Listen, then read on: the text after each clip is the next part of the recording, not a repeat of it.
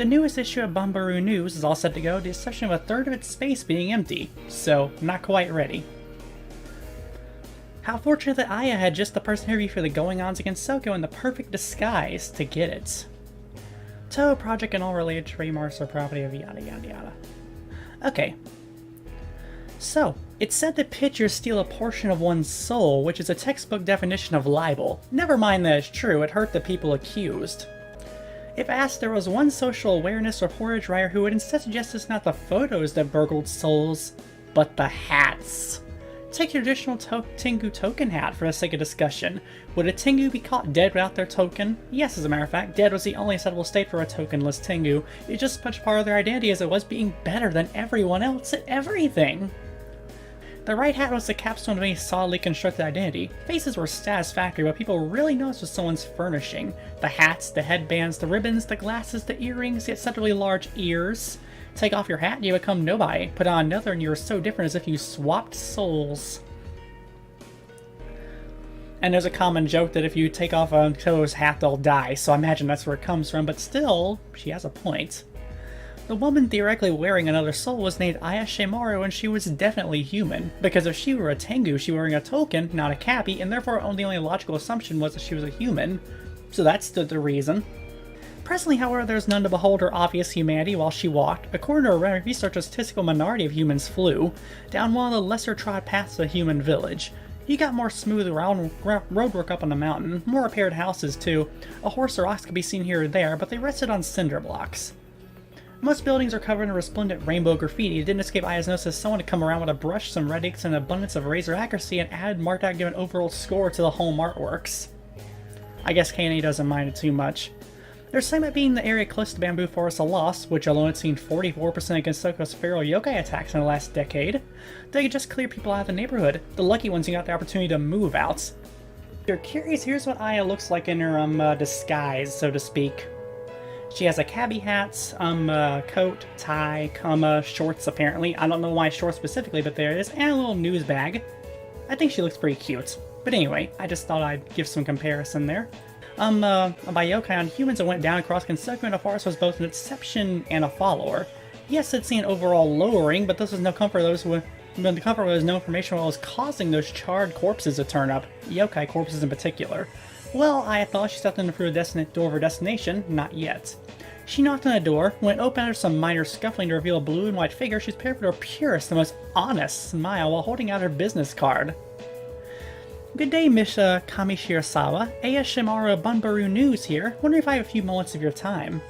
Miss Kane Kami Shirasawa, teacher, eater of history, wear Hakotaku, stared at Aya for half a second and said, "Why, if it isn't Miss Shemaru, what a pleasant surprise," looking surprised and endeavoring to sound pleasant. What brings the reporter of her fantasy to my doorstep? It had been when Aya was putting her disguise for his first in vivo test that Kane approached Aya and made clear what all the conviviality of someone in an alleyway referring to you as their pal, that Aya's existence would be tolerated, seeing how the biggest threat she poses is their privacy. That said, possibly Aya should print an issue reminding yokai what happens when they overstep their boundaries, because if any other Crow Tengu set one talent on one cobble, the only thing Aya had to report would be an attempted murder. I had taken small offense at being ordered around by a half-beast of all things, even more at being called harmless. The traditional response would be a drop of typhoon in the fool's place of residence, but that's not something done these days, not if you want there to be news to write tomorrow. Plus, Kane said it was more like a suggestion, so Aya let it slide. "And will you permit me to congratulate you," Kane went on with teacherly humorlessness. "I hardly stopped anyone before," said Aya, still irradiating purity and honesty. "The Bumbaroo issue of last month was a talk at the schoolhouse. I can't remember the last time my students were so eager to read anything, although they were disappointed when there are no pictures of the most popular article." She tapped her temple to her card. "Last month's, that would be..." She groaned, "This again. Look, personally, I fail to see what the upper was about," said Kane, resting a cheek on her right palm. "Look, I never set out to hurt anyone," began Aya. "And I stood up for you, Miss Shemaru. I did. Planting season is, after all, right around the corner." "It's not my fault," averred Aya. This right here is why I spend more time on pictures and articles. I take my time actually crafting the words, lining them up for a cute, feel-good story, because the last article is the last one in the issue, people are gonna read it, and everyone just reads the headline. It's like that fake apocalypse fiasco all over again. Why do I even bother being creative? Does no one read anymore? "A question I find myself asking every other hour," said Kane. "Nonetheless, I understand you intend to write a formal apology to the Aki sisters in the next issue." Lord Tenmasai should strongly consider doing so and said that maintaining healthy relationships with the gods is a duty of every Tengu, said Aya, who firmly believed government should have no sway over the news. I see you considered it strongly, observed Kane.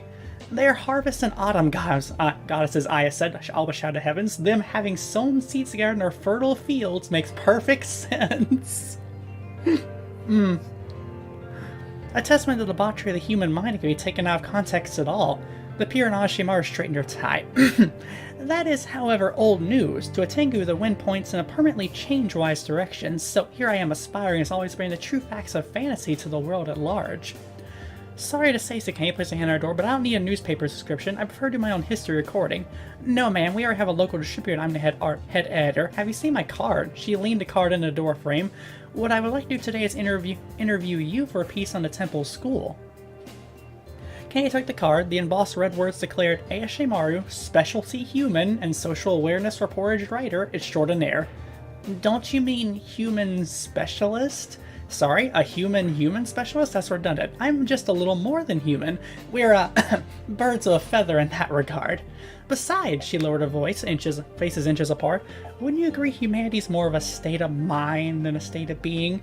Isn't it a travesty how non-humans and half-humans can come and go or even live as they please in the village? Kenny left these questions hanging. There were apples that grew their own razor blades. He had to be circumspect with her words around Aya even when she'd have her notebook open because crows have an infamously pinpoint memory. It would nevertheless be wise to at least respond, though. Aya spun nothing far more effectively than she could do something. Just speak to brief, rigid facts. Historically, all yokai found making a ruckus have to be exterminated, said Candy, not quickly. An interview. That's all you want. Also the truth, but who doesn't? And you won't quote me when I'm off record. Tengu Scout's honor. And I get to look at the headline before we go to press. I'll fly it out myself. How does that sound? With a grunt, ear making her satisfactory turns of frustration as she agreed, Candy beckoned the reporter inside. Come into the main room, I'll get some tea ready. Do you take yak butter? She inquired. I might have been a conniving, opinionated, prying, bird-brained mountebank of a journalist who could barely justify the type of her paper, but that was no reason to forego manners.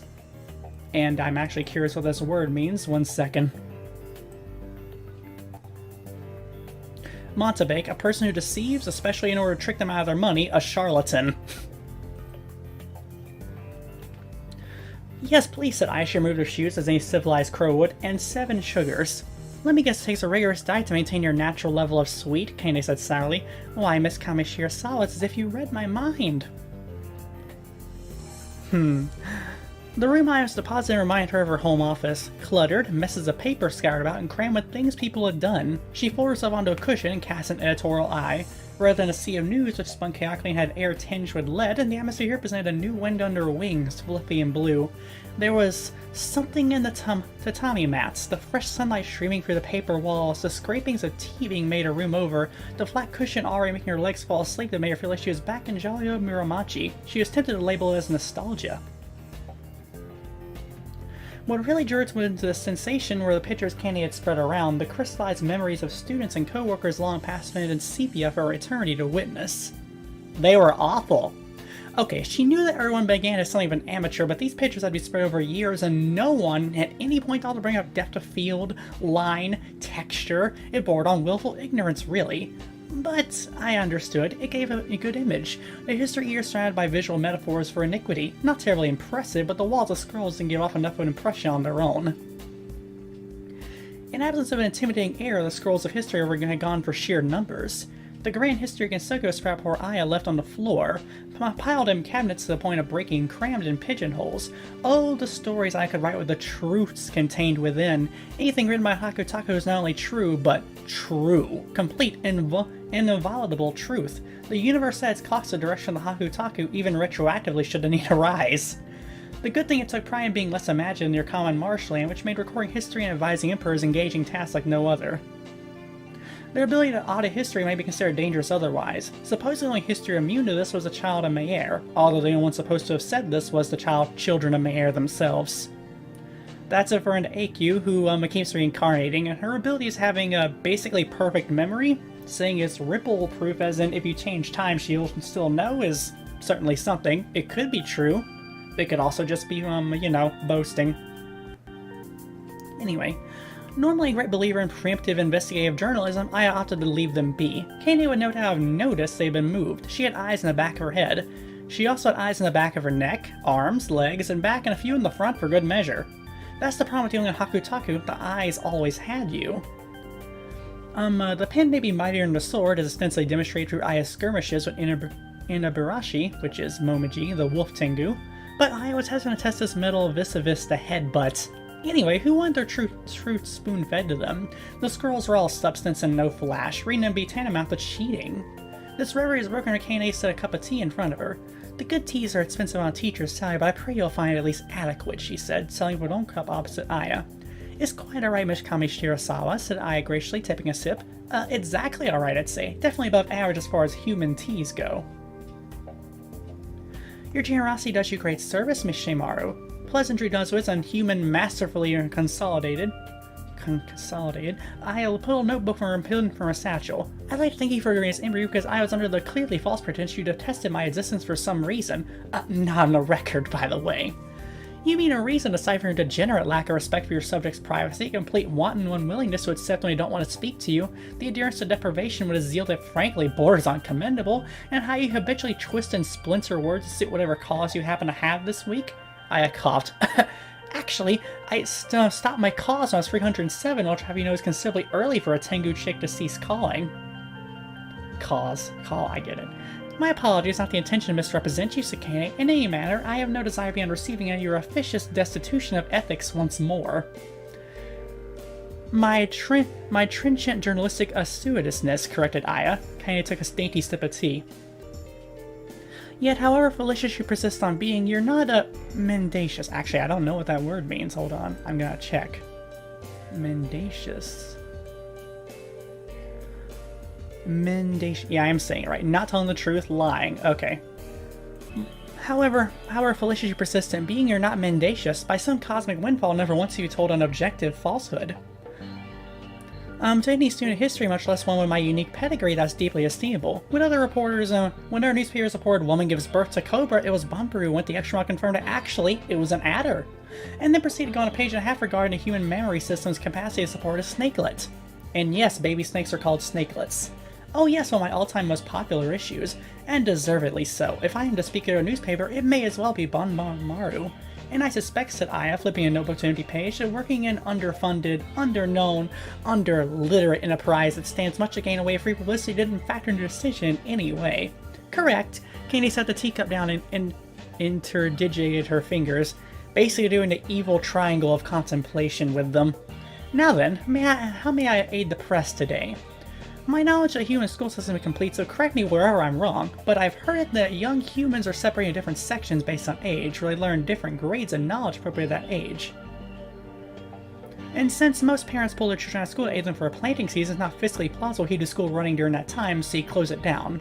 But not before having a ceremony which passes on the right to the next grade of knowledge to the students, sort of a graduation, if you will. She uncapped her pen with a reporter's flourish.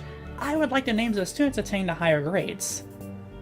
The look of confusion on her face was practically audible. Name of students? No prying questions, no intrusion into personal bounds, no fighting. Rather tame compared to the scoops you're known for pursuing. She poked the alien word delicacy in case it set fire to her tongue. Not at all, Aya said, smiling. All the news is telling people what they want to hear, and what they want to hear is that they're special. People love seeing their name in the paper, a sort of immortalization. You understand the principle, history eater? I imagine Mama and Papa Bird love seeing your little fledgling in the paper even more. My, are you certain you're not just printing money? Kane said glassily. Bumba Maru is already the best-selling Tengu newspaper in a human village. The issue is predicted to topple the last issue's numbers by 70%. We're looking at a smooth 11 dozen copies sold. A realization formed. The front page is going to be a story on Lady Yasaka's latest technological endeavor, I take it, she said politely. Oh, the role play? You can't expect it to not be Miss Kami Shirasawa. It's revolutionary. Testament to the persistence of the divine, the ingenuity of fiends, and the love humans have for novelty. The same endeavor had delayed reactivation due to Tengu guests in the area, and this is predicted to be one of their highest selling issues. A lot of fear and respect for Tengu going around now because of it. I don't mind saying the children are terrified of you. Well, thank you, but flattery will get you nowhere, Aya winked. I heard about a Tengu Gus, but unfortunately I couldn't be in the crowd. I was on official business. Candy, who no particular use of in the crowd, sighed. You had to give Tengu credit for one thing, know how to levy a societal crowbar when they needed to. They weren't on top of the pecking order for nothing. Well, directory information such as student names available upon request. The schoolmaster is the one you want to ask. Yeah, that's you, isn't it? Me? No, I teach history and occasionally ethics. I barely have a voice in a union. Why would you think I'm the schoolmaster? I feel that's sort of a jab at how everyone assumes the name characters are the only ones around in Touhou. But presumably Kane doesn't run the entire school.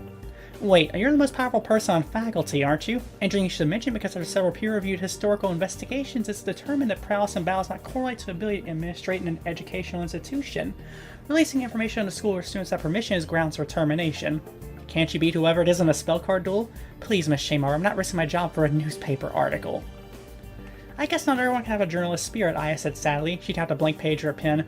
Alright, a small blurb on the school beforehand. I'll have the inches. Can I get a quote on your opinions of what the typical school means against Soko's future? Her expression remained blank, but her eyes lingered on the infernal writing implements. I suppose I don't see why not.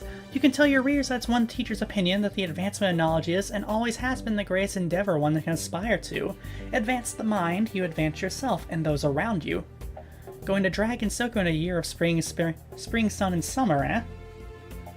You know, I never understood a dictum, Sakane, as her pen flew. Why are we as a people always dragging abstract concepts, kicking and screaming? It strikes me as ineffective. Wouldn't it be productive to sit down with them in a non-hostile environment where all parties are equal?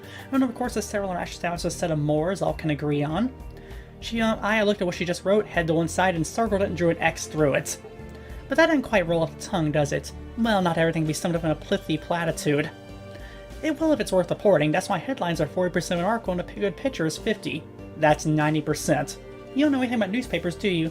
I guess not, Candy said impassively. Do you need anything else, Miss Shimaru? I grinned as one who was very glad you asked that question.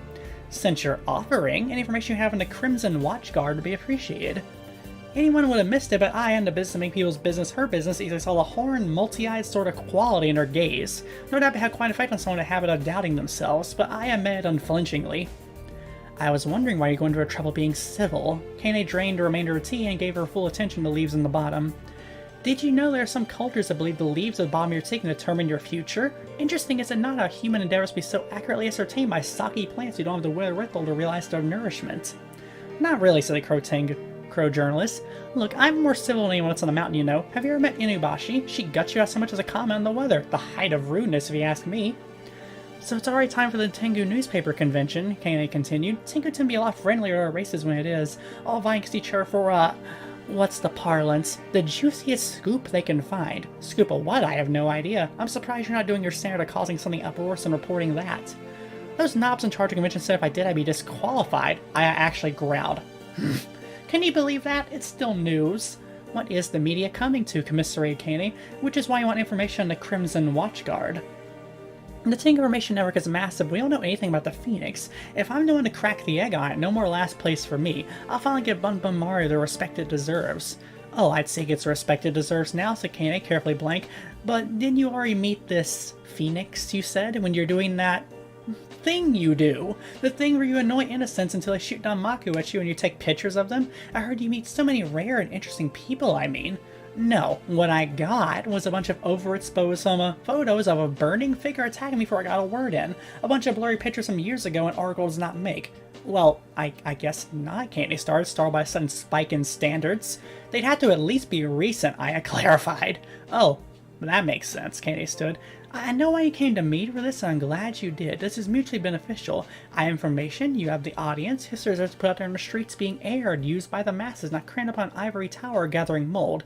Not that my scrolls do mold, added Candy so severely. Candy sat back down and unfurled her scroll and ran her eyes purposely over the barely yellow paper for laying a finger on a passage. Pen poised, Aya leaned forward. A statement by the Hakurei Shrine Maiden in regards to the sightings of the Eternal Firebird and subsequent maimings upon peoples by the Eternal Firebird, she announced and gave 7 lines down for Aya said, Hold on, that's just the fantasy sermon. I was there for that. As is now widely known as, said Candy from behind her brow, named such one and now previous Hakurei Shrine Maiden to stage the fears of the nation she famously asserted, if a fantasy bleeds, we can beat the tar out of it. Ha! Humans think they're so good because they developed higher order brain function. A few more neurons and suddenly they're too good to be eaten by their own phantasms. Quoted directly from an anonymous letter sent by a Tengu in response to the Shrine Maiden's declaration, said Candy, looking impressed. I know you kept track of more obscure primary sources. Well, I don't really. I knew the author is all. Tengu society is very cohesive these days. A few amongst you took an interest in humans must have stuck together, she said, nodding.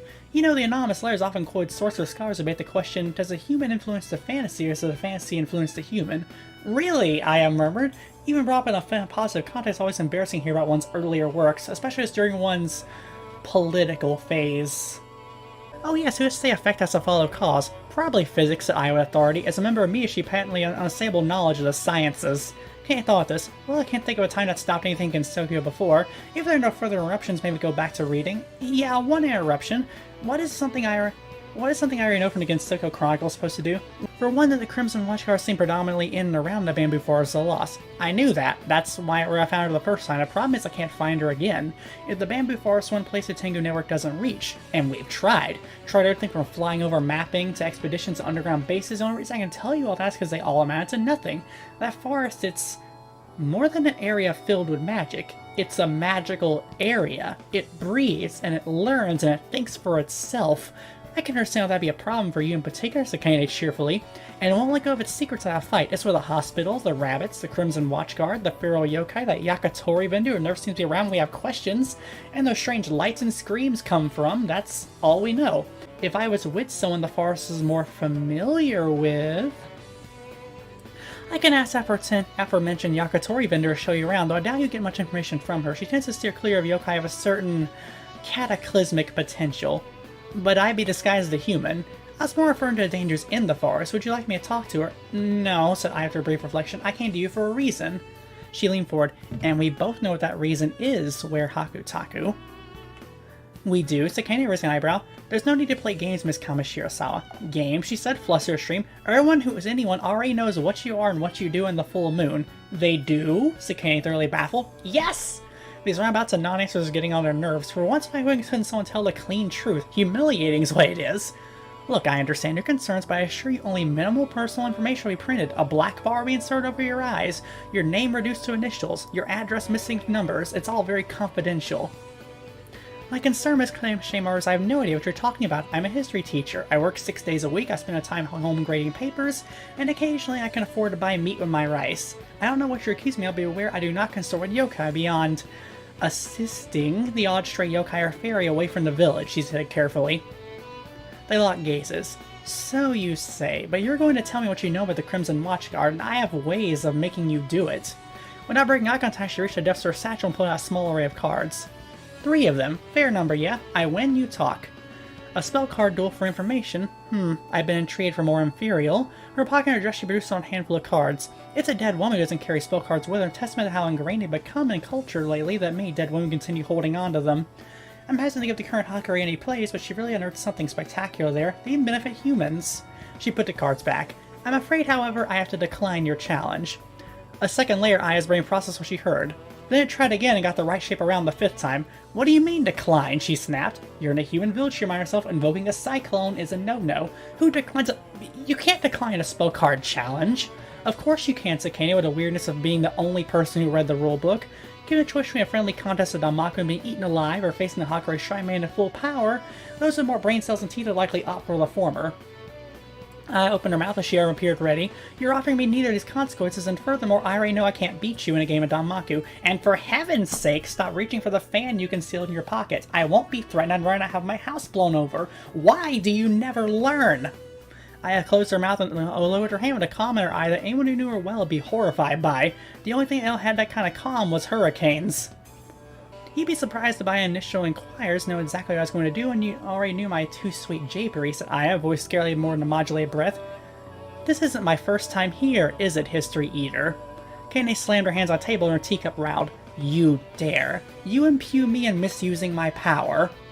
The power of the Hakutaku is not to be used recklessly, and I am here every full moon, head hunched over, making history because no one else is. I knew what you were going to do because you sent 3 people to the doctor last month in pursuit of your news articles. 27 in a total last year. It's called exhalation from past behavior. When you make as much history as I do, you learn to be good at it without magic. Yes, you make history. You cement the old, Miss Kamishiro-sama, but I make news. And you better start talking for report sightings of a hideous horned yokai masquerading as a human for years in the village. For the first time she sat down, Aya saw Kane's expression contort in panic. There's no proof. There doesn't need to be. Fear will find a yokai that isn't there. That's news magic for you. With a picture and a headline to reshape people from the inside out. Remember print a satire apocalypse scenario? People really thought the world was ending. And in a sense, their world was. It got so bad Rimu had to step in. You want extrapolation from past behavior? Take guess what happens when Rimu step in to deal with a human-turned yokai rolling up with anxieties of the local populace. Kane said nothing. She didn't have to guess. Ryu and I know each other very well, Aya went on. She put up words specifically written to keep me out, because she knows me so well. If I were to suggest I knew a location of yokai assigned the balance between us and them, she'd listen to me. I'd get a snort, a gohei to the kneecaps, and it'd be 3 days before she did anything, but she'd listen.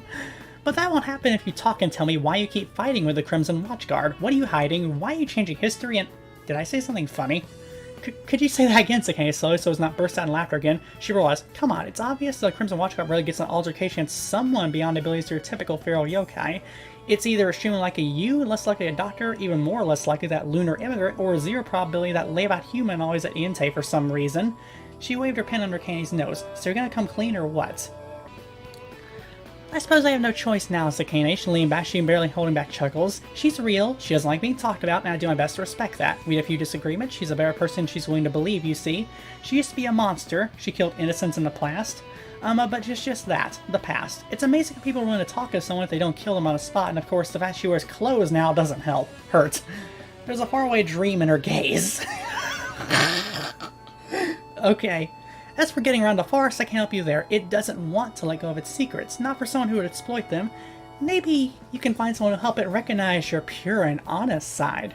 What, like that yakitori vendor, said Aya, pen-scratching industry across her notebook, or someone like Hayden no AQ. Either, both are more knowledgeable than I regarding Gensokyo's darkest corners, so I can't imagine AQ would give you the time of day after. Okay. She jabbed her pen in Kane's direction. That one I sorta knew what I was doing, and I defends a cat with purple fur isn't exactly what you call common, so it's worth reporting, and the headline was such a good alliteration. I actually agree, Sakane, flashing a smile only a yokai could muster. The headline wouldn't have read the same if Chowda Meyer pleasantly plays with purple Ploy's cat in public. I had walked out in the radiant late afternoon sun with triumph in her step. True, she hadn't accrued as much information as she'd hoped, but a handful of leads was still better than nothing. Even better, she outsmarted one of history's editors. The half-haku Taku must eat in the history of previous visits. Katie insisted otherwise because of course she'd try to save face, but there are no pulling fast ones on a tengu because they're faster. The mere act of denial was the first flag. Denial meant someone was hiding. Hiding meant there was something to hide. Something to hide meant they're guilty. Journalism 101 is what that is. Obvious logic dictated Hayden no AQ if one inquires on the mysteries of Gensokyo. The child of Mayor by birthright and hobby knew all there was to know about this grand land.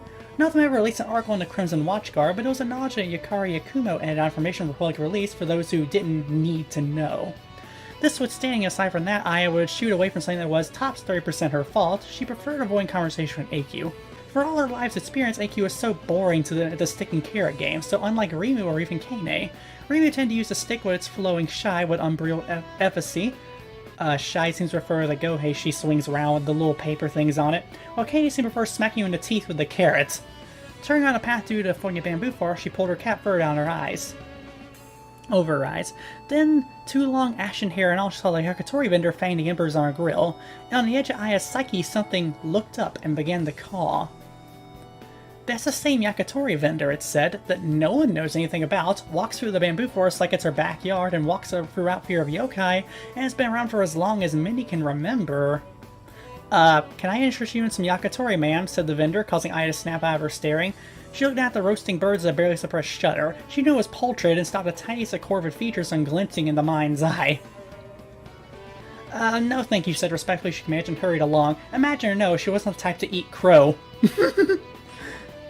What has she been thinking? Why hadn't the thought that the vendor had been the Crimson Watch? Why had the thought that the vendor be the Crimson Watchguard ever been suggested? She was human. I could smell that succulent human smell coming off her in droves. Admittedly spiced with magic, but that was rare to find human not proficient in some kind of magic these days, some small ability. So what if she'd been decided for centuries? Humans procreate, one of their only purposes in any organized society, and their procreations all look like their procreators. Maybe those rumors of a ninja clan in the bamboo forest held some weight after all. Worth a note to be certain. Besides, she concluded as she came to a stop a fair distance in the forest, a vague eyewitness reports always placed a bow-like apparatus on the Crimson Watchguard's head, not a traditional grill master's head scarf. It's not as if a weak human could simply change your headgear. She unslung her satchel, flicked it open, replaced the caviar head with a token she never left behind, removed her jacket, and shivered. More from the shock of this trapezing cold wave and a temperature decrease, someone whose main method of transportation involved flying at subsonic speeds or lower atmosphere, Aya was handily chill-proof. Then, as if it was never there, the gelid air had gone. She stretched her wings through her open back blouse so journalist Mai began to sparkle. Brief cold snaps followed by the sun, and come to think of it, didn't one side of the mountain look suspiciously like deep autumn? She written it off to Aki's working off some excess faith, though if the weather everywhere was haywire. She folded her jacket and her satchel for securing the bag over her wing. Time to travel as the crow flies. She crouched and flapped once. After a sonic boom society, she found nearby Yokai Mountain. She get the notes on this watchguard, scoop sword, and slip into something more befitting her station for paying Rimu a visit. She could probably get away with not stopping by the shrine, but there are courtesies to observe. Maybe Rimu was already investigating. I doubt it, but if there was anywhere for the impossible to manifest, it was Gensokyo. If nothing else, it'd be an interesting footnote in the weather column. And that's the end of Qud Pro Crow. It's a one-chapter story.